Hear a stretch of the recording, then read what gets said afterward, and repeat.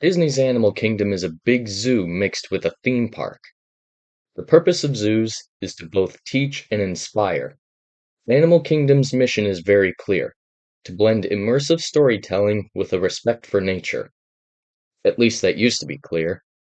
A blend of conservation themes with entertainment. But something has been happening over the last several years. The educational aspect is slowly fading away from Animal Kingdom in favor of pure entertainment and amusement. Very slowly. The best example of edutainment going away is the replacement of "It's tough to be a bug" with Zootopia, better Zoogether. Joe Rohde once said that Zootopia doesn't belong in Animal Kingdom because the animals in that movie are stand-ins for humans for a movie that's about human social issues. He may have changed his mind since then, but he was actually right in the first place. Zootopia is still a movie about human issues with the animals as stand-ins for people. Let me put it this way. If the characters were human instead of animals, would they fit in at Animal Kingdom at all? I won't answer that for you. Just think about it. One person once said to me on X, "Not everything needs to be edutainment." That's a correct statement. Still, there's the risk of a certain trend. Trends work this way. In the beginning, you have a few attractions that have an educational aspect to them. One gets replaced, and someone tries to justify it by saying, "Not everything needs to be edutainment." And then over the years, 5, 10, 15 years, however many years you pick, each of those gets replaced, and any criticism of that is rebutted with, "Not everything needs to be like this." Until you look back and realize there's little to no education left at all. Yes, not everything needs to be educational, and at the same time, not everything needs to be pure amusement. There's a reason that kids don't really like going to school and would rather spend their days on the playground, or go skateboarding, or ride a roller coaster. Why not mix a touch of education into some of the things that attract them? That's what you call edutainment. Something that gets them excited, that also impresses them and stimulates their mind at the same time. That's what It's Tough to Be a Bug was supposed to be. Entertainment as the big draw, with a bit of education mixed in.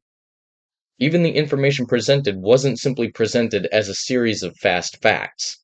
Instead, it was worked into the dialogue. Most memorably, Hopper was intimidating us when he said, "Insects outnumber us humans 200 million to 1." I never forgot that, and to this day it's given me a clear idea of just how abundant insects really are. Now there is a balance to be struck when creating edutainment.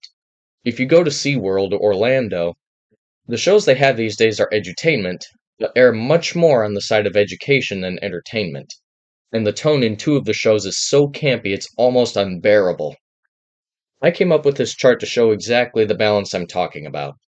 Shows can be entertaining or boring, and inspiring or educational. I've tried to chart many of the different shows SeaWorld has put on since about the year 1998. Shows can be educational and entertaining, educational and boring, or inspiring and entertaining. This zone in the bottom right is the impossible zone. It's impossible to inspire someone while you bore them. If you look at shows like Believe and Blue Horizons, they weren't so much educational as they were inspiring. Believe was inspiring because it illustrated how our perception and understanding of orcas has changed over the years, and also encouraged the audience through the use of music, lyrics, and acrobatic displays to pursue their dreams and see the potential in one little bit of truth to make a big change in the world around them. Then in Blue Horizons, there was a character named Marina who felt the urge to go exploring the seas and skies outside her bedroom window. She went on an adventure where she saw amazing things as well as dangerous things, such as storms. The grand finale even sang to the audience that they should go on an adventure and see a place they've always dreamed but never seen in person. These shows were more on the emotional side of passing on values. It appeals to one of two aspects of our nature: the heart. Then there's the other side of our nature, the mind. We currently live in an overly emotional time, and our minds are understimulated and underutilized. This is where edutainment comes in when it comes to theme parks. SeaWorld has put on educational shows in the past, whereas the animals did impressive stunts. You'd also be told about their wild counterparts, and some of the amusement would even be put on to make it clear that these animals are intelligent and aware of their surroundings. From 1998 to 2006, you had Shamu Adventures, a show where there was a pre-show quiz presented in a silly way so that the kids would always win against the adults.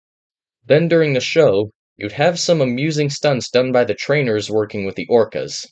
And in between those sessions, you'd have Jack Hanna appear on screen to tell you a little bit about the orcas' wild counterparts. That show was a good balance between education and entertainment, and SeaWorld wouldn't have another show resembling that until Orca Encounter in 2017. Orca Encounter, when it first debuted, would present the very same facts that were presented by Jack Hanna in Shamu Adventures, but it would be presented with computer graphics and with a very robotic tone or routine to the show.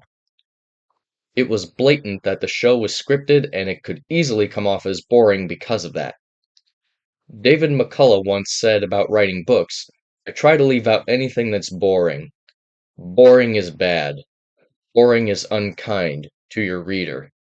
In the same spirit, I would say that when you're putting on a show, boring is unkind to your audience. Before 2025, Orca Encounter in San Diego was probably the most boring version of the show. They would have graphics on screen like you'd see on a computer, the orcas would do behaviors according to what was being talked about, and, probably worst of all, one of the trainers would list off facts like he or she was reading bullet points on a piece of paper. It was a very mechanical presentation, but then in May of 2025, San Diego revealed the refreshed Orca Encounter. Several changes were made. The graphics were eliminated, the music was changed to bring back songs from Believe and One Ocean, and there was a much smoother transition between segments of the show. These changes actually lifted the mood of the show enough that it actually became much more enjoyable, even though the information being given was exactly the same for the most part. The mood, or as some like to say, the vibes, matter a lot when it comes to parks. The mood makes the show more enjoyable and will keep people coming back for more. I think if It's Tough to Be a Bug was replaced with something that was still edutainment, it would be much better. Instead, according to many fans, Better Zoogether isn't as good as it could have been. It doesn't fit into Animal Kingdom at all, specifically because of its theme. Zoogether Day is a fictional holiday that is obviously a stand-in for the desire for humans to live in peace all around the world. Animals don't live that way. Why do predators hide from prey? And why does prey hide from predators? Because predators kill prey. And that's why I would confidently say that Better Zoogether would have been better off in a different park, probably Fantasyland. You can still entertain people at Animal Kingdom, but please, Disney, for the love of God, don't do it in a way that misleads them about what the natural world is really like. That's a huge disservice to the wider world. I do hope that someday Zootopia can be replaced with something that's more coherent and honest about the animal kingdom. Until then, I hope this video has provoked some thought in everyone who's listening. See you next time, and God bless.